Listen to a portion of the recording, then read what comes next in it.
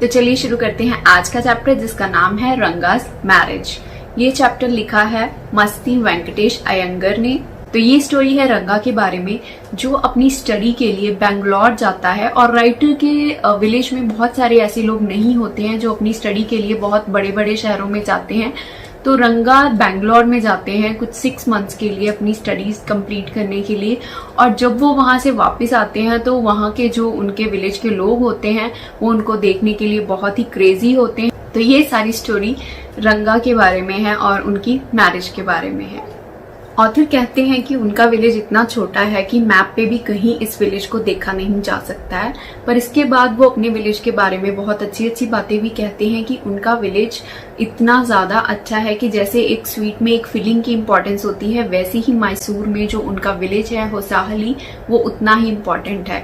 और इसके अलावा जो वहाँ के एक डॉक्टर हैं जिनका नाम गुंडा भट्टा है, वो भी इस विलेज के बारे में बहुत अच्छी अच्छी बातें कहते हैं। वो कहते हैं कि वो बहुत सारी जगह पे आज तक गए हैं पर उनको इसके जितना अच्छा कभी भी कोई विलेज देखने को नहीं मिला है। वो डॉक्टर कहता है कि वो बहुत सारी जगह पे आज तक जा चुके हैं, जिसके बेसिस पे वो ये बात कह रहे हैं कि ये विलेज बहुत ही अच्छा है। पर अगर कोई उस डॉक्टर से ये पूछता है कि क्या वो कभी इंग्लैंड गए हैं, तो वो कहते हैं नो अनाया। अनाया एक बहुत ही रिस्पेक्टेबल टर्म है जो कि एल्डर्स के लिए यूज की जाती है। और इसके बाद ऑथर अपने विलेज की एक मैंगो ट्री की इंसिडेंट बताते हैं, जिसमें वो कहते हैं कि एक बार वो उस मैंगो ट्री से मैंगोस अपने घर ले आए थे। फिर उन्होंने उसकी चटनी बनाई, पर जब वो उस चटनी को उसकी फैमिली ने खाया, उन सबको एक कफ हो गई। और फिर उसके बाद जब वो डॉक्टर के पास गए तो डॉक्टर ने उस जो मैंगो प्लांट है उसकी काफी क्वालिटीज के बारे में उनको बताया। और इसके अलावा ऑथर कहते हैं कि उनके विलेज में सिर्फ ये मैंगो ट्री ही नहीं, एक पॉन्ड में एक क्रीपर है जो कि बहुत फेमस है। उसके जो लीव्स हैं वो इतने बड़े हैं कि अगर वो उसके 2 लीव्स भी अपने घर पे ले आते हैं तो उसके बाद आफ्टरनून तक उनको अपने घर पे लीव्स की जरूरत नहीं पड़ती है, क्योंकि साउथ इंडियन फैमिलीज में मोस्टली जो खाना होता है वो लीव्स के ऊपर रख के खाया जाता है। लीव्स को एज प्लेट्स यूज किया जाता है। तो यहाँ पे ऑथर कहना चाहते हैं कि उस क्रीपर के लीव्स इतने बड़े हैं कि उसी से आराम तक उनका आफ्टरनून तक के जो मील्स होते हैं वो सर्व हो जाते हैं। और फिर ऑथर कहते हैं कि अगर आपको लग रहा है कि मैं अपने विलेज के बारे में ज्यादा ही कुछ अच्छी बातें कर रहा हूँ, तो आपको इस विलेज में आके खुद देख लेना चाहिए, क्योंकि किसी भी जगह के बारे में जानने का सबसे अच्छा तरीका है कि आप वहां पे जाके खुद देख लीजिए। इसके बाद ऑथर एक 10 साल पुरानी बात शेयर करते हैं। वो कहते हैं कि तब उनके विलेज में किसी को ज्यादा इंग्लिश नहीं आती थी और जो विलेज के अकाउंटेंट थे सिर्फ वही थे जिन्होंने अपने बेटे को स्टडीज के लिए बाहर भेजने की हिम्मत करी थी। पर वो कहते हैं कि बदलते टाइम के साथ अब इस विलेज में सबको इंग्लिश आती है और सब इंग्लिश में बात कर सकते हैं, जबकि पहले सब कन्नड़ में बात करते थे। पर आजकल जब छुट्टियों में लोग फ्री होते हैं तो उनको अक्सर आपस में गलियों में इंग्लिश में बात करते हुए वो देख सकते हैं। इसी के साथ वो एक इंसिडेंट बताते हैं जिसमें कि रामाराव के जो बेटे थे वो एक लेडी से फायरवुड खरीदने जाते हैं। और जब वो उसकी कॉस्ट उनको बताती हैं कि इट्स 4 पाइस, तो रामाराव के बेटे आगे से कहते हैं कि उनके पास चेंज नहीं है। तो वो लेडी बहुत ही कंफ्यूज हो जाती है और उसको समझ ही नहीं आती कि इस चेंज वर्ड का मतलब क्या है। और वो तब तक इस मतलब को नहीं समझ पाती जब तक वो अगले दिन रामाराव के बेटे के घर जाके ये बात उनसे पूछ नहीं लेती। तो राइटर कहते हैं कि पहले उनके विलेज का सिनेरियो कुछ ऐसा था। तो जब रंगा अपनी स्टडी कंप्लीट करके वापस आते हैं विलेज में बेंगलोर से, तो लोग काफी इकट्ठे हो जाते हैं उनको देखने के लिए कि उनमें क्या स्पेशल चेंज आया है। पर जब वो देखते हैं कि उनमें कोई खास चेंज नहीं आया, वो वैसे ही दिखते हैं जैसे वो पहले दिखते थे, तो सब लोग अपने घरों में चले जाते हैं। जबकि राइटर बहुत खुश हैं कि रंगा अभी भी बहुत ही वेल कल्चर्ड और वेल बिहेव्ड हैं और वो उनको नमस्कार करते हैं। और आगे से जो नरेटर हैं वो उनको ब्लेस करते हैं कि तुम्हारी शादी जल्दी हो जाए। जब नरेटर रंगा के घर होते हैं तो वो एक्सप्रेस करते हैं कि वो चाहते हैं कि वो जल्दी से उसकी शादी करवा दे। पर रंगा कहते हैं कि वो तभी शादी करेंगे जब उनको एक बहुत ही समझदार और एक मैच्योर लड़की मिल जाएगी, इसलिए वो अभी बैचलर ही रहना चाहते हैं। तो वहां से बाहर निकलते टाइम नरेटर एक वो लेते हैं, एक तरह से कसम खाते हैं कि अब तो वो रंगा की शादी करवा कर ही छोड़ेंगे। तो उनको रामाराव की नीस की याद आती है जो कि शहर से अभी उनके विलेज में ठहरी हुई थी। तो वो सोचते हैं कि वो रंगा की शादी उससे करवा सकते हैं। पढ़े लिखे होने के कारण उसको वीणा और हारमोनियम भी बजाना आता है, जिससे वो सोचते हैं कि शायद वो रंगा को पसंद आएगी। उसकी गाने में आवाज भी बहुत अच्छी थी और उसके दोनों पेरेंट्स की डेथ हो चुकी थी, इसलिए वो अभी अपने अंकल के घर ही रहती थी। तो इसलिए नरेटर सोचते हैं कि ये लड़की उसके लिए एक परफेक्ट मैच हो सकती है। वो अक्सर रामाराव के घर जाते रहते हैं और रत्ना भी उनके साथ काफी फ्रेंडली होती है। तो वो रामाराव की वाइफ के साथ मिलके प्लान करते हैं कि अब रत्ना को रंगा से मिलवाया जाए। तो वो रामाराव की वाइफ से कहते हैं कि आज वो रत्ना को बटर मिल्क लेने के लिए, छाछ लेने के लिए उनके घर पे भेजें। तो रत्ना नरेटर के घर छाछ लेने के लिए जाती है और वहां पे जब वो जाती है तो नरेटर उनको गाना गाने के लिए कहते हैं और साथ ही वो रंगा को भी वहां बुला लेते हैं। तो जब ही रत्ना गाना गाने लगती है तो रंगा उनके घर के दरवाजे तक पहुंच जाते हैं।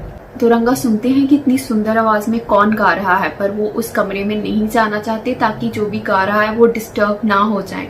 पर थोड़ी देर बाद उनकी शैडो देख के रत्ना उनकी ओर देखती है और गाना गाना बंद कर देती है। और रंगा अंदर जाते हैं और नरेटर से पूछते हैं कि क्या उन्होंने उनको बुलाया है और चेयर पे बैठ जाते हैं और रत्ना वहां से उठ जाती है। और इस पे रंगा को भी काफी एम्बैरेसमेंट फील होती है और काफी टाइम के लिए कोई कुछ नहीं बोलता है।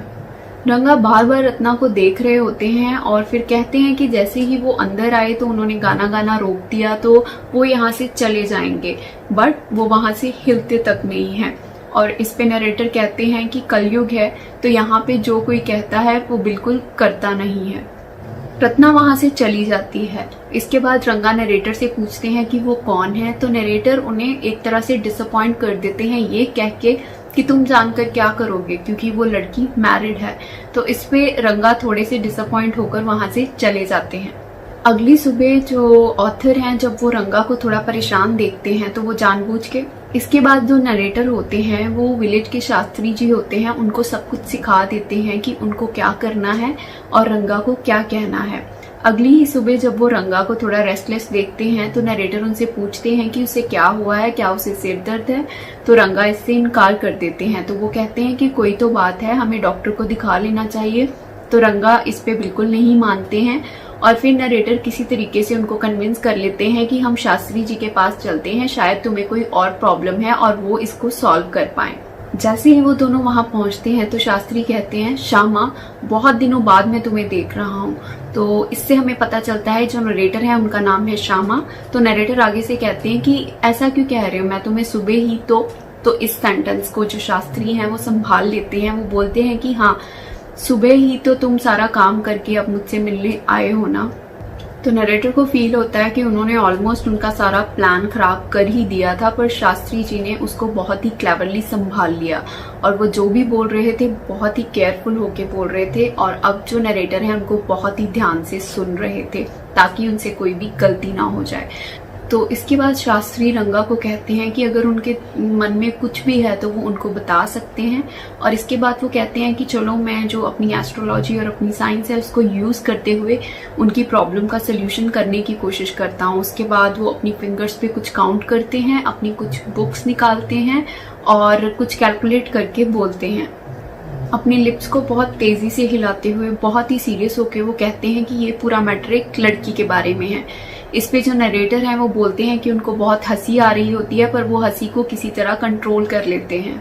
तो इस पे जो नरेटर हैं वो शास्त्री जी से पूछते हैं कि ये लड़की कौन हो सकती है। वो कहते हैं कि इस लड़की का नाम ओशन में जो चीज मिलती है उसके नाम पर हो सकती है, जैसे कि कमला या पचीची। तो वो ऐसे नाम सजेस्ट करते हैं। शास्त्री कहते हैं कि या फिर ये पर्ल या रत्ना भी हो सकता है। तो इस पे जो रंगा होते हैं बहुत ही सरप्राइज हो जाते हैं और कहते हैं कि क्या उससे बात हो सकती है। तो शास्त्री कहते हैं कि बिल्कुल हो सकती है, पर जो नरेटर हैं वो ये बोल के उसकी उम्मीदों पे पानी फेर देते हैं कि वो तो मैरिड है, उसके साथ बात नहीं हो सकती। रंगा का मुंह बिल्कुल उतर जाता है। उसके बाद वो वापस चले जाते हैं। पर वापस जाते टाइम नरेटर रास्ते में रत्ना के घर रुकते हैं, थोड़ी देर के लिए अंदर जाते हैं और फिर बाहर आते हैं और रंगा को बोलते हैं कि बहुत ही हैरानी की बात है पर मुझे पता चला है कि इस लड़की की शादी नहीं हुई है। तो इस पे रंगा बहुत खुश हो जाते हैं और कहते हैं कि जो भी शास्त्रों में लिखा है, एस्ट्रोलॉजी में लिखा है, वो सब सच है। मैं इसी लड़की के बारे में ही सोच रहा था।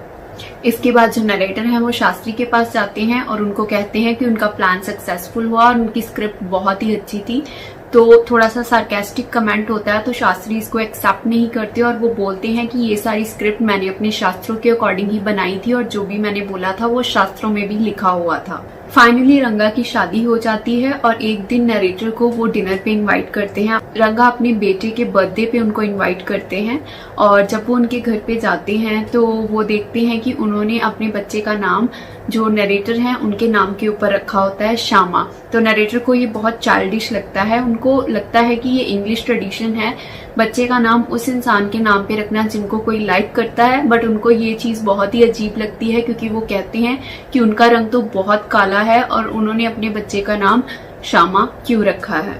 नरेटर वहां पे डिनर करते हैं और शाम को एक रिंग पहनाते हैं उनकी लिटिल फिंगर में और वहां से निकल जाते हैं और इसी के साथ ये स्टोरी खत्म होती है।